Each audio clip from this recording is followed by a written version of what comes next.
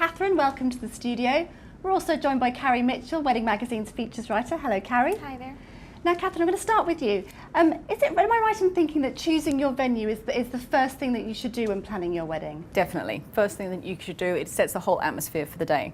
So you can pick something from a very casual, relaxed venue that for a very intimate, small party, or something big and grand, historic palace for something really glamorous. And that kind of venue really sets the tone for the type of wedding you want. And usually the size as well, whether you're having a massive wedding or quite a small wedding. So Paula, can you give Catherine some ideas of the style and the size of your wedding? I definitely want something intimate and small. Fantastic. And casual, laid back. Lovely. Okay, you're in luck today because Catherine organises amazing weddings in Italy as well as the UK. So Catherine, have you got any ideas of the kind of places that would be perfect for Paula's wedding? Doing lots of Italian weddings, and there's lots of places that are very popular. Up in the lakes, it's really lovely. A little bit Australian for you. It's lots of water, great views, sunny, relaxed in the summer. But the venues are generally pretty ornate. They're very old style, historic. Moving south in Italy to Tuscany, around Florence, brilliant for overseas visitors and for your guests coming from England because lots to see and visit. Yeah. And you've got a bit more of a mixture in the type of venue, so it doesn't have to be too ornate and over the top. They've got things that are a bit more relaxed. And then, of course, down to the Amalfi Coast, romance itself.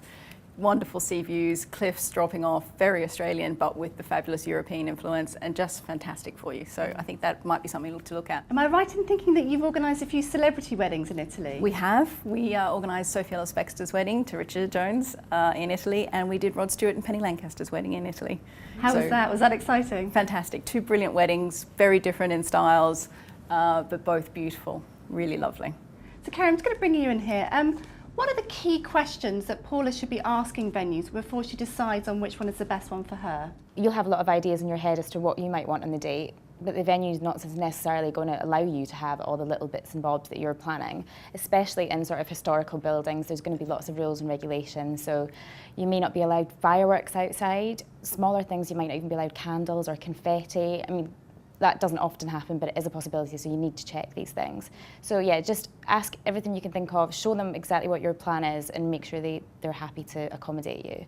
Also, they may have beautiful landscape gardens outside, but that doesn't mean that you will necessarily be allowed to use them, so you need to check that with them as well. What about things like bands? Some venues have time limits of when the music needs to stop. Yeah. Do you need to ask them things like that? Yeah, if you're planning on partying into the small hours, then you need to make sure that your band isn't going to get cut off at 10 o'clock at night and you're going to be left with nothing to do. So yeah, you definitely need to check that with them. So Catherine, what kind of costs are involved in a venue? What aspects of the wedding are involved in that? Your venue is your main starting point for building your budget, because without a venue, you've got nowhere to hold the wedding, and the venue is often associated with the catering costs. It could be an in-house caterer or a list of tied caterers, and that's really the bulk of your budget, your catering, your food and drink and your venue. And on average, when you're starting to build a budget, it should take up around a third of your budget if you want lots of fabulous things like gorgeous flowers, big bands and things. If the venue and the food are the most important thing for you, and we get a lot of couples now that say food, most important, want that to be great, then you should probably look at about a half of your budget being your food and catering and your venue. And have you got, obviously, credit crunch? Are there any ways that you can save money on your venue? Definitely. Lots of deals out there to be had. It is tough times and people are willing to talk to you about things. And I think that's the most important thing, just sitting down and having a good chat with your suppliers and with your venue and have a talk about what's possible and being open. Before you book it, have a sit down and chat. Would it help if I did it on a weekday? Does it help if we sort of have different menus? Does a buffet or a seated meal affect the costs? If you want evening guests, more food, are your wine prices fixed? Is there anything we can do about this? Or do you allow corkage? And just have a really good chat about what all the options are so you know what you can and can't do and can make a decision. And if you've got a budget, great, say to them, I've got this amount. Is this possible? What can you offer me? Give them something to work with too, because it's very hard. And I think a lot of people sort of say, oh, don't want to tell them the budget just in case they use it all. But actually, it's really helpful to be able to give you the best if they know what they're working to. And as a wedding planner, are you able to negotiate good rates? Is that one of the key things about having a wedding planner? I think so. I think it's really important. We know what things cost. We know who are good and reliable suppliers. I think there's a bit of a preconception that wedding planners are just for the rich and famous, and they're really not. Wedding planners can help you save a lot of money. They know what deals are out there, they know which suppliers are good, they know what things should cost and what's reasonable. They also know how to make the most effect of your budget. So they know how to sit down with you and make sure that if you really want a 7-piece band, that's what you get. They know that that this will make a big influence. So a flower decoration that uses big hydrangea heads will have a big influence as opposed to a smaller flower, and just how to make the most of your budget and what's worth spending it on. So Carrie, obviously the whole picture is involved in the wedding. Do you need to think about the pictures when you're choosing your venue? Definitely. In Italy, you will probably be blessed with good weather, but you can never guarantee it. So it's important to think about things like that when you're planning your photography.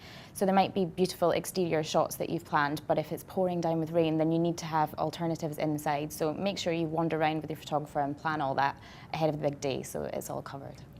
I think Carrie makes a really good point too about the rain with venues. Make sure you love the venue, whether it's raining or not. Just don't pick a venue for the garden. Make sure you love it no matter what the weather's going to be like. And so that's the thing, if you are getting married, what time of year are you getting married actually, Paula? I think summer, definitely. So that would be a good time.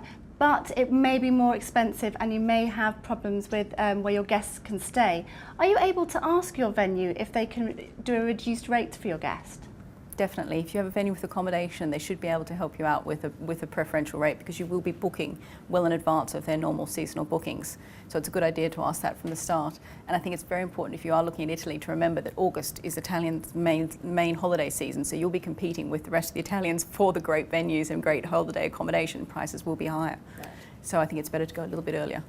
Yeah. So we've been talking Italy, but what happens if Paula says, actually, no, Italy's off, I'd prefer to go to Australia? Whereabouts in Australia are you thinking about having your wedding? In Sydney, where I'm from, yeah. Do you have any ideas about Sydney? I'm actually originally from Sydney myself. Oh, perfect. I've been here 16 years, but Sydney would be a great place to get married. I have a few favourites for myself. I love Balmoral Beach. Oh yeah, it's fantastic. Were you thinking beach? Were you thinking something a little bit more? I was thinking of the Blue Mountains actually. Oh, fantastic. That'd be gorgeous. There's some beautiful resorts up in the Blue Mountains. I think it'll make a really fantastic place and quite a stunning backdrop, and brilliant for visitors coming from the UK, because I think everyone would visit Sydney and the beaches as part of their holiday, but not everyone might make it to the Blue Mountains. Yeah. The only thing I think would be long distance planning is never easy, but with your family back in Australia, I'm sure they'd be able to help, and you know where you're planning, you know the areas, so that would really help. For anyone that was else planning a long distance wedding that doesn't have family back there that is doing, I'd say always try and find someone that can help you. Make sure your venue then is going to be the most important, that person at your venue that is going to be coordinating everything for you and that will be your main point of contact. Make sure you get on with them well. Some really great advice. Thanks so much, Catherine. Thank you to Carrie, and obviously thanks so much to our bride-to-be, Paula.